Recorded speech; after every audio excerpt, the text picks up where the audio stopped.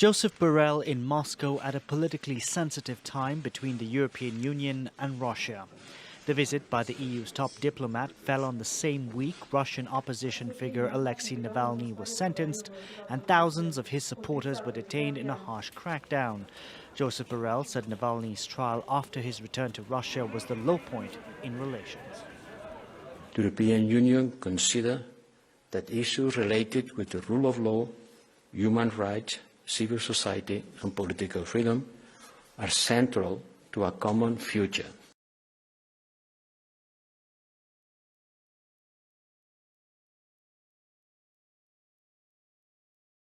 Another day in court for Alexei Navalny, this time round a defamation hearing. He is accused of slandering a World War II veteran who appeared in this ad on Russian state channel RT, promoting last year's constitutional changes. Navalny had called those who took part traitors. This is what Navalny had to say to those who'd put him there. Вы будете, гореть в аду за то, что вы взяли деда 95-летнего, нацепили на него эти медали и используете здесь для того, чтобы делать этот отвратительный, гнусный процесс. Но он же не понимает, что происходит. Halfway through, the old man felt unwell and an ambulance was called, but he seemed to recover. The hearing will resume next Friday.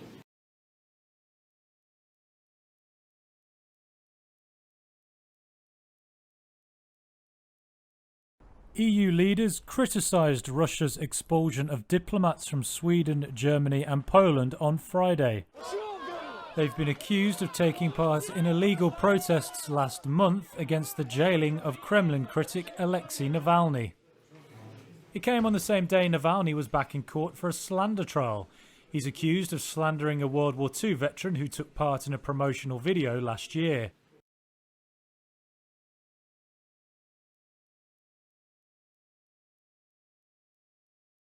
Josep Borrell used Friday's press conference to heap praise on Russia's scientific community for the Sputnik vaccine, signalling the EU would be ready to procure the inoculations provided standards are met. Now I am hoping that the European Medical Agency will be able to certify the efficiency of this vaccine in order to be used also in the European Union states.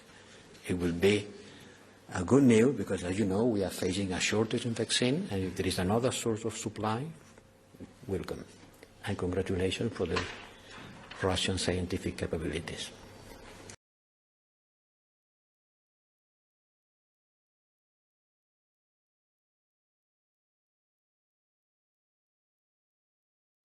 Hello, Andrei Starkov, Sputnik Agency. Mr. Borrell, I'm convinced that when it comes to rights of freedoms, this question should be high on EU-Russia agenda.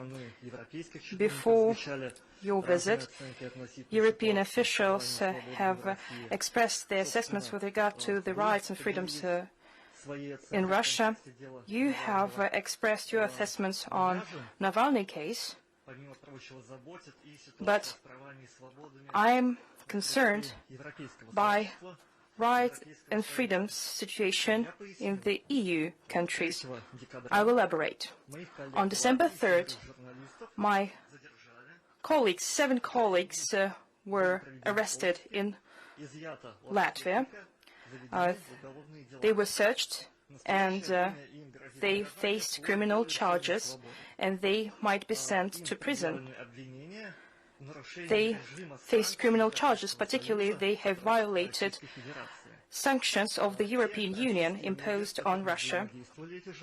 And those journalists worked with Balt News, Sputnik. They worked with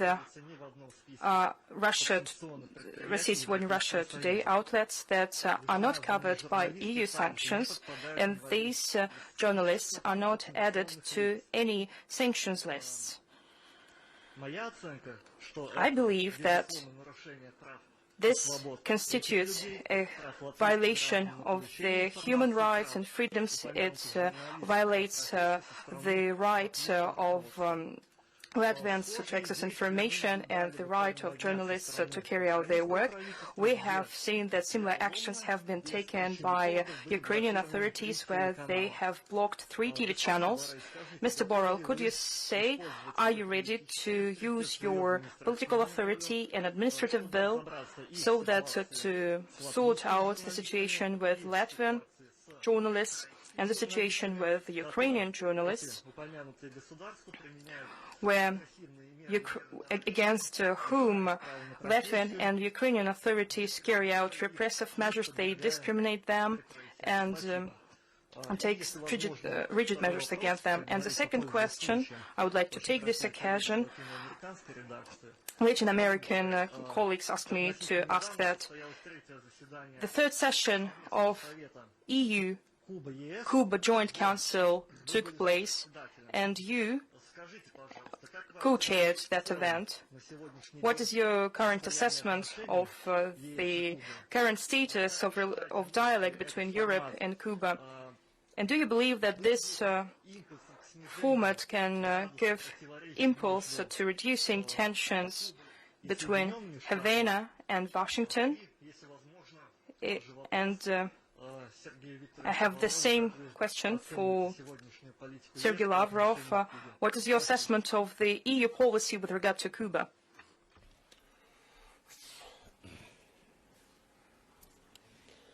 About Cuba, I'm a little bit surprised. I didn't expect to talk about Cuba here in Moscow. But I can say. Пожалуйста, коммерсант. Коммерсант, please. Thank you, Елена Churyenko, Коммерсант newspaper. The first question to Mr. Borrell. Lavrov promised to provide you video materials with the footage where police crackdowns on EU protests. Were you able to see these materials, and have they influenced on the fact that EU has a moral right to criticize Russia for law enforcement agencies' action with regard to protesters? And what are you trying to do when you criticize it? Because Russian officials show that they're going to listen to you and they're going to take it into account. And the question to Sergei Lavrov, the European Union is going to revise its relations with Russia, but still they stem from 5 Mogherini principles. Does Russia have any 2, 3, or 5 principles that they stem from in developing their relations with the European Union? And I also have this question with the footage that you have provided to Borrell and to your Swedish colleague. Probably Russian actions remind you that joke that was quite popular in the Soviet Union at that time. Well, I haven't had the opportunity to watch this video, which has been produced by the Russian authorities. But for sure, the excessive use of force, it's not only in Russia that happens. I know that half of this video is related with excessive use of force in the US, and I have to tell you that when it did happen, and unhappily it happened, we issued statements also condemning the excessive use of force. And when this happened in a country where there are rule of law, there is the judiciary who has to intervene, and these cases can be brought to the justice, and if there is an excessive use of force, there is a way of putting things in order and asking for responsibilities, political responsibilities and the responsibilities of the people who behave badly. This is the advantage of having a strong rule of law system. Mm-hmm.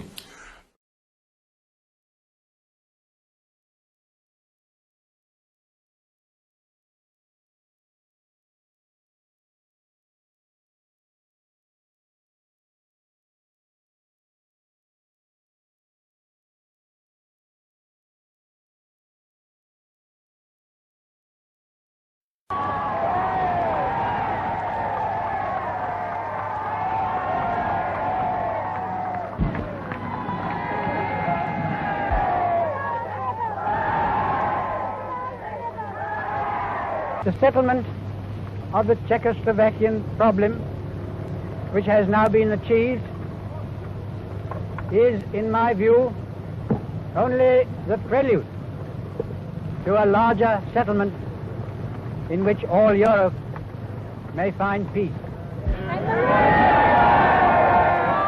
This morning, I had another talk with the German Chancellor, Herr Hitler.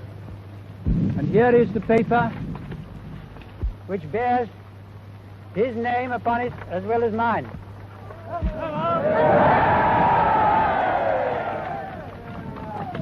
Some of you perhaps have already heard what it contains, but I would just like to read it to you. We, the German Führer and Chancellor, and the British Prime Minister have had a further meeting today and are agreed in recognizing that the question of Anglo-German relations is of the first importance for the two countries and for Europe.